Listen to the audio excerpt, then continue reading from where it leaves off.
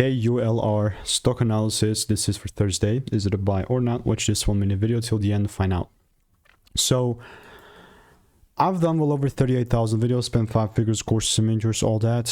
Have all the proof documented. But looking at KULR is just, I got very pumped, you know, when I saw this break, which is decent. Ideally, I want to see a second break, and then we have the whole trend in order, and then intraday trades there could be freaking cooking.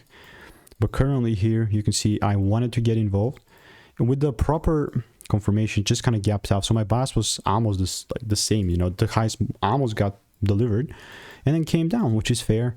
For me, like the current range you were in is from down here to up there. So even if it comes lower than here, confirmations are met, no problems, no props. But again, that's my 2 cents. It's obviously not financial advice. Actually quite pumped up mid kind of time frame, you know, not like long term, short term, swing/day. So I'll continue to keep you updated, and if you want to make more money trading in a simple lean way, click the first link in the description. It's free sauce.